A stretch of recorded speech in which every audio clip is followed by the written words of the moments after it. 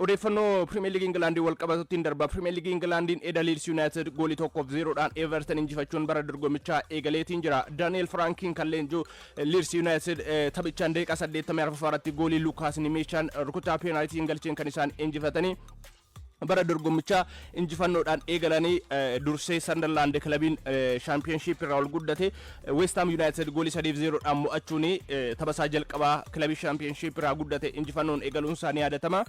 Leeds United fi akkasuma Sunderland liigicha injifannoodhaan jalqabuu isaaniiti.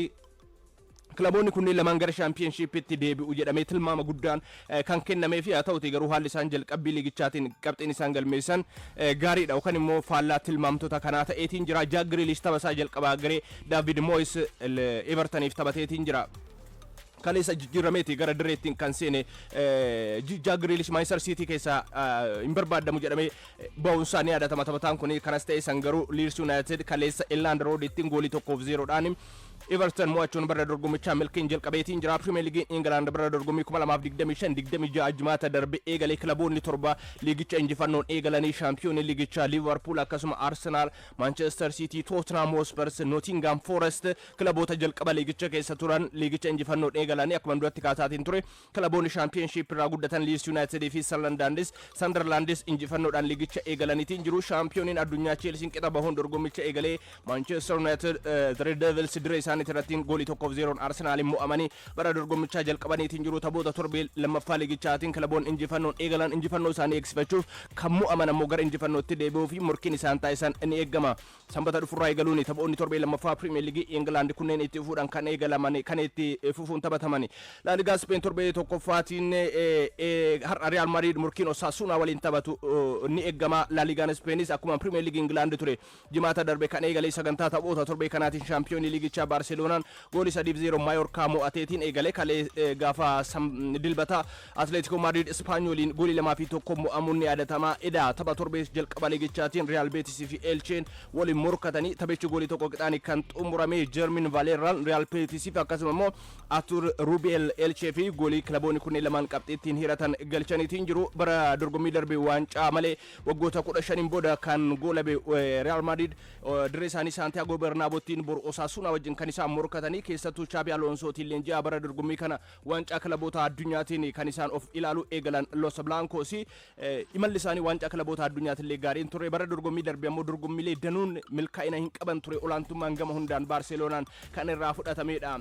Real Madrid bara dorgommii kana garuu dorgommicha milkiin eegaluu fi har'a Osasuna wajjin sa'aatii 4 irraa eegaluun halkan kan isaan morkatanii bara dorgommicha eegalanii Xabiin garee isaanii jalqabaa filannoo taphattoota kamiitiin gara diree seenuu danda'u kan jedhu ni eegama. Kanas ta'e san garuu taphoonni La Liga Spain torbee jalqabaa tapha har'a Santiago Bernabeutiin Real Madrid Osasuna waliin taphatuun kan xumuramu jechuudha. Alejandro Garnacho wajjin wal qabatee odeeffannoowwan ba'aatiin turan gareen biyyaalessaa Argentina gulaalii waancaa addunyaatiif taphattoota yaameetiin jira. Alejandro Garnacho garee ofii keessatti leessaan garichaa hinaammanne waancaa mo'amtoota Saudi Arabia marsaa walakkaa xumuraatiin har'a Al Nassr fi Al Ittihad waliin morkatu. Waancaa mo'amtoota Saudi bara kanaa kun kilaboota afur hirmaachisuudhaan Hong Kongittiin kan dorgomamu. Al Ittihad, Al Nassr akkasuma Al Qadash fi Al Halid kilaboota dorgommichaan qooda fudhatanidha. Har'a marsaa walakkaa xumuraatiin kilabiin Karim Benzema keessatti argamu Al Ittihad kan Cristiano Ronaldo Al Nassr wajjin kan waliin morkatanii boru ammoo Al Halid Al Qadash wajjin akka taphatan sagantaan bahee ni agarsiisa. Tottenham Hotspur mallaqa Crystal Palace irraa barbaadu kaffalee taphaticha fudhachuuf sochii keessa galuun isaanii himameetiin jira. Taphataan kun maqaan isaa irra deddeebiin Arsenal wajjin dhaamaatiin ture Ebericha Ezeeni haa ta'uti garuu amma immoo filannoon isaa akka Tottenham ta'e taphatichillee dubbachuu isaa miidiyaaleen gabaasaati kan jirani. Tottenham Hotspur ammattiin paawundii miliyoona 60 kaffalee mallaqaaf immoo boodarraa kaffalee Ebericha Eze mallatteessifachuu fi sochii itti galuu isaanii odeeffannoowwan bahaatiin jiran ni agarsiisa. Tariitika qubannaan Ebericha Eze eessa ta'uu danda'a kan jedhu ni eegama. Tottenham garuu bara dorgommicha haalli isaan ittiin eegalan Ebericha Eze kan dabalatan taanaan bitaa fi mirga irratti Maamad Quddusuu fi akkasuma Ezeen jiraannan Thomas Frank garee akkamii garee murkataa ta'e dorgommichaan ijaaruu akka danda'an kan akeekudha. Tapha jalqabii liigichaatiinis Burnley irratti gooliiwwan 3 galchuun yoo injifatan Richarlisoniin dabalamanii haalli isaan ittiin gahumsa dinqii mul'isan adda kan ture. Romelu Lukakuun miidhamni mudate lammiin Belgium gana 32 kun Romelu Lukakuun shaampiyoonummaa Napoli bara darbee keessatti gumaachisaa olaanaa ture. Taphoota 38tiin gooliiwwan 14 galchuun kan xumure kilabichi waancaa Scudetto akka fudhatuuf gumaacheetiin jira. Lukakuun tapha madaallii gahumsa Napoliin Olympiacos mo'ate irratti kan miidhamni kun garuu baatii 3 oliif dirreeraa akka isa fageessuu gabaafameetiin jira. Hangas mara hin sodaatamne ture miidhamni Lukaku mudate kun yaa ta'uti garuu baatiiwwan 3 dirreeraa isa fageessaa. Kanaaf jecha Antonio Conte fuula isaanii taphataa Manchester United Joshua Zirkzee irratti akka naanneeffatanii gabaafamaatiin kan jiru tariitika iddoo Romelu Lukaku buusuudha. Taphataa kana gara Itaalii deebisuu danda'u kan jedhu eegama. Sireen Itilii bara dorgommii 2025-26 sanbata dhufurraa eegaluun kan eegalu shaampiyoonummaa isaanii eegsifachuudhaaf Naapooliin taphataa qaxalee sana fuulduraa barbaaduun isaanii dirqama kan ta'u. Sababni isaa Romelu Lukakuun sababa miidhamaatiin dirreeraa sila fagaatuuf jechuudha. Dhaggeeffataan keenya yaada isaa nu barreesseetiin jira.